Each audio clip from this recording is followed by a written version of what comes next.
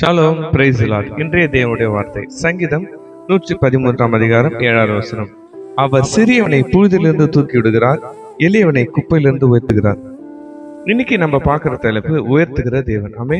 ஒருவேளை நமக்கு சிந்தை இருக்கலாம், நமக்கு பின்னாடி வந்தவங்களாம் அவங்களுக்குலாம் உயர்வு வருது, நம்மளுக்கு இன்னும் உயர்வு வரலையே, நான் இவ்வளவு ஹார்ட் ஒர்க் பண்றேன் ஆனா எனக்கு இன்னும் உயர்வு வரலையே, என்னுடைய ப்ரொஃபைல் ரொம்ப லோ ப்ரொஃபைல், இதுல இருந்து ஆண்டவர் என்னை எப்படியும் உயர்த்தவே முடியாது, என்னோட வாழ்க்கையை அவ்வளவுதான் நினைச்சுன்னு இருக்கிறீங்களா? இல்லைங்க, கர்த்தர் அவர் எளியவனை குப்பையிலிருந்து கூட உயர்த்துகிற தேவனா இருக்கிறார்.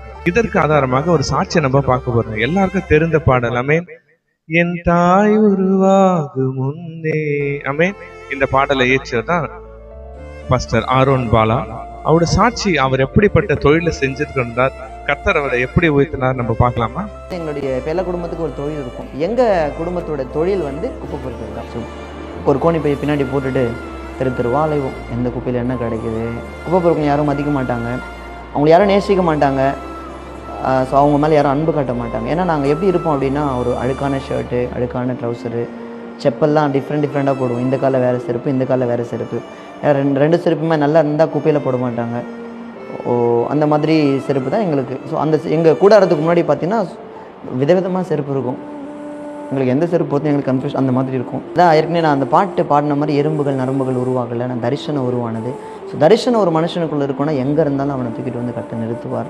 அப்படின்னா எங்கள் பாட்டி குப்பை பொறுக்கினாங்க, எங்கள் அப்பா அம்மா குப்பை பொறுக்கினாங்க, நானும் குப்பை பொறுக்கினேன். ஆனால் அந்த இடத்துலேருந்து கத்தினை பிரித்து எடுத்துகிட்டு வந்தார். அந்த வார்த்தை சொன்ன மாதிரி அவர் சிறியவனை பொழுது எடுக்கிறார், எளியவனை குப்பையிலேருந்து உயர்த்துகிறார். Praise the Lord. ஹல்லேலூயா. என்ன மாதிரி சாட்சி இல்லைங்க. ஆமென். கர்த்தர் உயர்த்துகிற தேவன் என்பதற்கு ஊழியக்காரங்க சாட்சி. ஆமென். இன்னைக்கு அவரை உயர்த்தின தேவன் நம்மையும் உயர்த்துவார். நம்ம எந்த தாழ்ந்த சூழ்நிலை இருந்தாலும் பரவாயில்லைங்க, கர்த்தர் நம்மை உயர்த்துகிற தேவனா இருக்கிறார். செபிக்கலாமா? எங்களை உயர்த்துகிற எங்கள் அன்பின் தகப்பனே, அப்பா, இந்த காலை வேளையில நான் செபிக்கிறோம். யாரெல்லாம் தகப்பனே எந்த கடினமான சூழ்நிலை இருக்கிறார்களோ, யாரெல்லாம் தாழ்வான நிலையில இருக்கிறார்களோ, எங்களுக்கு தகப்பன் நீர் அவங்களை உயர்த்த வேண்டுமா செபிக்கிறாச்சா. நீர் எங்களை உயர்த்தி அழகு பார்க்கிற தேவன். அப்பா, நீர் எங்களை உயர்த்துகிற தகப்பனே, ஒவ்வொருக்கும் அந்த ஆசீர்வாதம் உண்டாக தெரிவிச்சேன். நீர் ஆசீர்வாதம் வழி நடத்துங்க. இயேசு கிறிஸ்துவின் நாமத்தில் ஆமென். கர்த்தர் நம்மை உயர்த்துகிற தேவனா இருக்கிறார். ஷாலோம்.